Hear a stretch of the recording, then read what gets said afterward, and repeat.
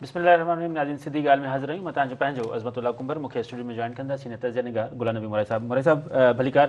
मोरे साहब, 2 ॾींहं अॻु थियल नंढी चूंड में क़ौमी असेंबली 6 सीटुनि ते कामयाबी खां पोइ नवाज़ लीग सादी हुकूमत जेको आहे उहो अक्सरियत हासिल करे वरिती आहे। हाणे पीपल्स पार्टी खे असां ॿियनि इत्यादियुनि सां गॾिजी कानून साज़ी करण जी पोज़ीशन में अची वई आहे। ॾिसो, ॻाल्हि इहा आहे त हिकिड़ी ॻाल्हि असां सभिनी खे सम्झणु खपे त हिननि जो कॉमन एनिमी केॾी न बि रट सचार आहे। जी तंहिंजे करे हीअ सभु गॾिजी विया आहिनि। हुन में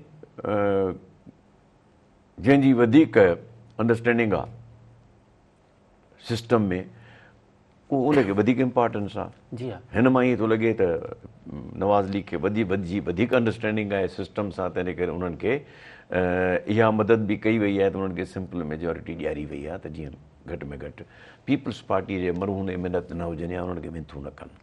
सही। इन में हिकिड़ो त इहो आहे। ऐं ॿियो इहो आहे त यार ठॻीअ जो ठाव केसि ताईं हलाईंदासीं? इहे चूंडूं असां ईअं केसि ताईं कराईंदासीं? जी हा। जंहिंजी हुकूमत आहे, सूबे जी हुकूमत, उहो चूंडूं कटे। ज़ाहिर आहे डिप्टी कमिश्नर हुनजा, SP हुनजा, इलेक्शन कमिश्नर खे कहिड़ी ताक़त आहे, जेको इलेक्शन कमिश्नर बि हुननि जो आहे।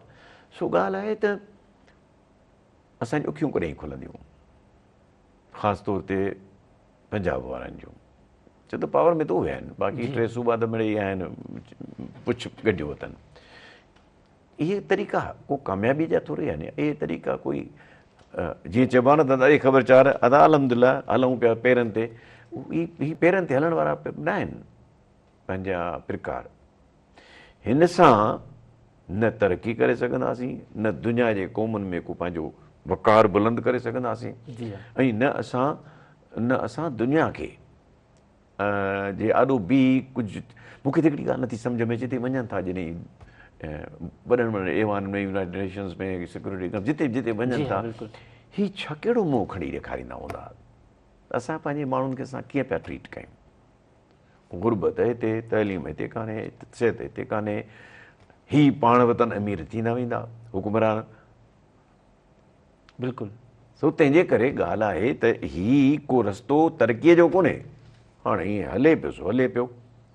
मरीज़ बिस्तरे ते आहे, बसि अदा अला करे इहो ईअं पियो हले, बाक़ी उथी तयारु थींदो त वरी तरक़ी कंदो त वरी पोइ ज़ाहिर न ॾिघिचे पवंदो। सो तंहिंजे करे पाकिस्तान जो जिन खे फ़िक्रु आहे, सची ॻाल्हि इहा आहे त ॾिसो हीउ मुल्क आहे असांजो, वतन आहे असांजो, ऐं असांखे फ़िक्रु इन करे आहे त असां चऊं था त ईंदड़ नसुलनि जो छा थींदो? ईंदड़ नसुलनि जो छा थींदो जेकॾहिं इहे रवैया जारी रहिया, जेके रवैया अख़्तियार कया विया आहिनि या अख़्तियार कया पिया वञनि या अख़्तियार कंदा पिया वञूं असां, इन्हनि सां छा मुल्क केॾांहुं वेंदो? मुल्क जीअं पोते वेंदो, जीअं पोते वेंदो त गुरबत वधंदी वेंदी, ख़ुदकशियुनि जो तइदादु वधंदो वेंदो। हीअ सम्झ में मूंखे हिकिड़ी ॻाल्हि कान थी अचे त जेके चवनि था, मूंखे त अरमान हिन ॻाल्हि जो आहे त 14 अगस्त बीह था रहूं, मुछूं बि वटियूं था, जीवे पाकिस्तान, 23 सेप्टेंबर ते बि कयूं था। साईं जेको आहे सो भई तव्हां इहे सभु तॾहिं कयो, तव्हांखे तॾहिं थियूं इहे सभु शयूं जुगाइनि जॾहिं तव्हां हिन मुल्क सां सचा हुजो, वफ़ादार हुजो, हिन मुल्क खे तरक़ी ॾियारियो।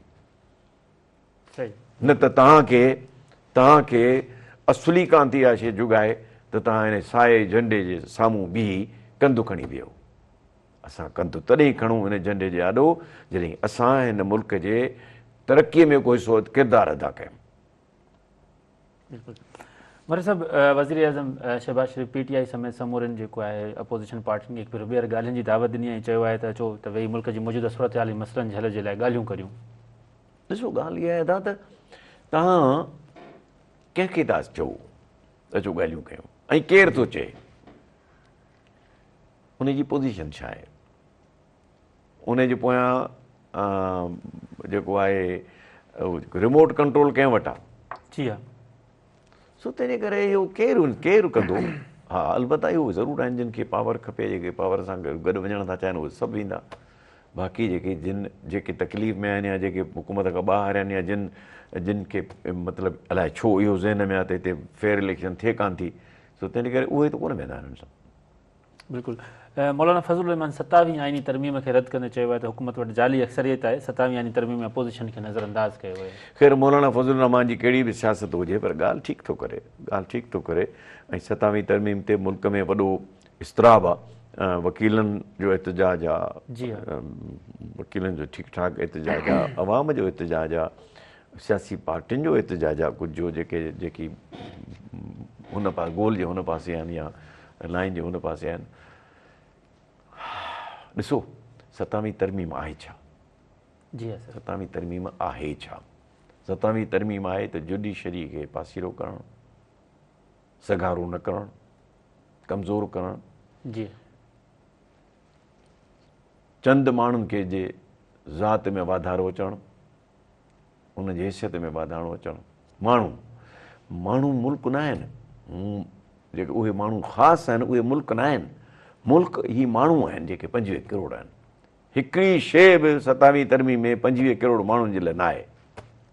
न उनजी भलाई जी ॻाल्हि आहे, न उनजे बहितरी जी ॻाल्हि आहे, न उनजे कंहिं अहिड़े कम जी ॻाल्हि आहे जो चऊं त वाह वाह वाह माण्हुनि खे फ़ाइदो थींदो। सो तंहिंजे करे उहा तरमीम छा कंदी, ऐसे दस्तूर को सुबह बेनूर को में नहीं मानता वारी ॻाल्हि आहे। ॻाल्हि इहा आहे त इहो मुल्क ठहंदा न आहिनि, मुल्क हलंदा बि न आहिनि। बिल्कुलु पाकिस्तान में इंसानी हक़नि वारी कमीशन बि जेको आहे 27वीं आइनी तरमीम जी मंज़ूरी ते सख़्तु ॻणिती इज़हार कयो ऐं चयो त अदलिया जी आज़ादी खे तव्हां कमज़ोर करे छॾियो आहे ऐं सरकारी अमलदारनि खे मिलियल इस्तिस्ना जेको आहे अदलिया जेका अथव मां तव्हांखे ॻाल्हि अदलिया जेका आहे सा कंहिं बि मुल्क ऐं क़ौम जे निज़ाम जो बुनियादु आहे ऐं तव्हां अदलिया खे कमज़ोर करे, हा इन करे तव्हां कमज़ोर कयो त तव्हांजे ज़ाती मामलनि खे तंग न करे त यार पर ॻाल्हि इहा आहे त क़ौम खे त इंसाफ़ खपे न। इंसाफ़ तॾहिं मिलंदो जॾहिं अदलिया इंडिपेंडेंट हूंदी। तव्हां जेको वणे सो कयो, अदलिया खे मज़बूत कयो, मुल्क ठीकु थी वेंदो। पर जहिड़े नमूने सां अदलिया खे रखियो आहे त पोइ मुल्क किथां ठीकु थींदो? जे मुल्क माउ आहे, जे वतन माउ आहे त असां माउ सां गद्दारी था कयूं। सही वरी सभु पाकिस्तान में ताज़नि दहशतगर्दी जे वाक़िअनि में अफ़गानी शहरी मुलविस निकिता आहिनि ऐं पाकिस्तान जो चवणु आहे त इस्लामाबाद में जेको अदालत हाई कोर्ट जे ॿाहिरां जेको धमाको थियो, पेशावर में हिकिड़ी नई ॻाल्हि आहे यार। 1980 खां वठी तव्हां जेके पॉलिसीज़ अख़्तियार कयूं जनरल ज़ियाउल हक़, उन खां पोइ असां पंहिंजे पाण खे तबाह बर्बादु करे छॾियो। कहिड़ी ॻाल्हि न आहे। तंहिं ज़माने में बि असां रशिया सां गॾिया, रशिया सां जहिड़ो कयो अमेरिका जे चवण ते। जी हा। उन खां पोइ ज़ाहिर आहे जिन जा ॿार बचा मां रिएक्शनरी थिया उन्हनि वरी हिते हंगामा कया। असां इन शइ जो इलाजु आहे पर असां नथा कढणु चाहियूं। इलाजु छो न आहे? अफ़गानिस्तान वारा असांजा ॿाहिरि आहिनि। एतमाद जी फिज़ा क़ाइमु कयो, जहिड़े मां कुझु कोन वरंदो। पाड़े में भली कमज़ोर माण्हू हुजे पर कमज़ोर हुकूमत हुजे, कमज़ोर मुल्क हुजे, तव्हां भली ताक़तवर हुजो पर कुझु नथा करे सघो। जी हा बिल्कुलु। वरी सभु पाकिस्तान ऐं IMF में ईंदड़ बजट ते इतफ़ाक़ थी वियो आहे। 10 सालनि जे ज़मीनी ग्रांट्स जी ऑडिट वारो मुतालबो बि जेको आहे मंज़ूर कयो वियो आहे। IMF जो चवणु आहे त रजिस्टर्ड टैक्स गुज़ारनि जो तादादु जेको आहे 50 लख मां वधाए 1.5 करोड़ कयो वञे। न थियणु त खपे यार। ॻाल्हि ॿुधो, ॻाल्हि इहा त टैक्स केरु कोन थो ॾिए। टैक्स जिन खे ॾियणु खपे नथा ॾियनि। एक्ज़ैक्टली बिल्कुलु। उनजो सवाइ सैलरीड पर्सन जे बाक़ी ॿियो टैक्स केरु कोन थो ॾिए। जिन खे जेतिरो बचाइणु चाहिनि था बचाइनि था। जी हा। मुल्क टैक्सनि सां हलंदो आहे। जेके तव्हां ॾिसो जेके बि दुनिया जा तरक़ी याफ़्ता मुल्क आहिनि उते माण्हू टैक्स ॾियनि था। सही 45% ताईं हू टैक्स ॾियनि था ऐं उते जेन्युअन टैक्स कलेक्शन थिए थी। असां वटि कान्हे न। असां वटि तव्हां सरकारी कामोरे खे जेको टैक्स कलेक्शन ते आहे उनखे एतिरी पघार ई कोन था ॾियो त उन पघार ते गुज़र करे रिश्वत खाए, इन टैक्स फेयर सां मिली पंहिंजो पेट बि भरे, उनजो पेट बि भरे। असां वटि पाकिस्तान जंहिंखे चऊं था, पाकिस्तान पाक माण्हुनि जो मुल्क। जी हा। पाक माना बावज़ू। अलाए असां में केतिरा माण्हू बावज़ू आहिनि 5 करोड़नि मां जो पाकिस्तान था चऊं। जी हा। अलाए केतिरा माण्हू आहिनि। चंद हूंदा, हाणे चंद माण्हुनि जे करे त पाकिस्तान कोन थींदो न। पाकिस्तान तॾहिं थींदो जॾहिं असां माण्हू सभु पाक हूंदासीं, माना बावज़ू हूंदासीं, सच ॻाल्हाईंदासीं, कंहिंसां ॾाढु न कंदासीं, जबर न कंदासीं ऐं कंहिंखे हक़ु ॾींदासीं जेको जंहिंजो जो हक़ु आहे। तॾहिं आहे पाकिस्तान। पर जेकॾहिं इहे शयूं न आहिनि त पोइ पाकिस्तान ठाहिण जी कोशिशि कयूं। सही बिल्कुलु। मुरे साहब अपोज़िशन IMF वटि जेका रिपोर्ट जमा थी आहे IMF जी रिपोर्ट में जेका करप्शन थी आहे ऐं उन चवनि था त पंहिंजो जांच जो मुतालबो कयो ऐं अपोज़िशन जो इहो बि चवणु आहे त IMF वाज़े चयो आहे त इदारनि में करप्शन आहे ऐं उनजी जांच ज़रूरु थियणु घुरिजे। भला IMF त चयो आहे, सही ॻाल्हि जी आहे, हा, वाज़े चयो आहे। इन खां सवाइ मूंखे हिकिड़ी ॻाल्हि ॿुधायो, छा नज़र कोन पइजे हर काशे नज़र करप्शन खां लिकल आहे छा हिन मुल्क में? जी हा, इन खां वधीक छा हूंदो त तव्हां 50 करोड़ खां वधीक आहे त नेब वठी सघे थी, जे 50 करोड़ खां घटि आहे त नेब तव्हांखे नथी वठी सघे। इन खां वधीक छा हूंदो करप्शन जो ॿियो अहिड़ो सबूत? माना जेको 49 करोड़ 99 लख करप्शन करे उनखे पोइ उनखे हथु न हलाइणो, बाबा तव्हांजे ज़मीर में नथो अचे। इहो कानून वेही ठाहिया आहिनि हिननि पाण हुकुमराननि, पोइ उनजे करे जो उन्हनि खे पैसा खाइणा आहिनि, उन्हनि खे पैसा खाइणा आहिनि, पैसा खाइण वारा माण्हू पैदा करणा आहिनि। हीउ जेको असांजो सॼो निज़ाम आहे न, सो ठगी ऐं इन ते मुश्तमिल आहे ऐं उहो निज़ाम हलंदो न आहे, उनखे निज़ाम खे पेर न हूंदा आहिनि। सही। तो इहो निज़ाम जेको असां चऊं पिया पाकिस्तान मां पहिरीं चईसि त पाकिस्तान आहे या न, इहो निज़ाम जेको हले पियो, जेको हिन महिल ताईं असां पाकिस्तान में हलाईंदा आहियूं, ॾाढो सो गाबो, ठीकु, उन निज़ाम में ही सभु शयूं जेके आहिनि से अवसंत थींदियूं। जी हा, करप्शन बि थिए पई, सभु कुझु थिए थो। ऐं मूंखे हिकिड़ी ॻाल्हि त ॿुधायो, बैन अल-अक़वामी दुनिया जो वॾो इदारो इंटरनेशनल मॉनेटरी फंड, उहो चए थो त जेको इलीट क्लास आहे उहो करप्ट आहे। ॿियो छा चए? यानी ईअं खणी बूंडो कोन कंहिं मुंहं ते घरोड़बो आहे, ईअं बूंडो घरोड़ियो अथई इलीट क्लास ते, परवाही कान्हे का। पहिरीं त 2-3 महीना हिननि इन रिपोर्ट खे पब्लिश न कयो, पब्लिक न कयो, पोइ हुननि चयो बाबा चवंदा पब्लिक कयो, पोइ उन्हनि वरी चयो भला असां पब्लिक कयूं था, अवाम असांजो कहिड़ो अमठो पटींदो। सुजाग उन्हनि अवाम खे त अणपढ़ियल करे छॾियो आहे, तइलीम पुरे छॾी आहे, अवाम खे पेर ई कोन्हनि खे।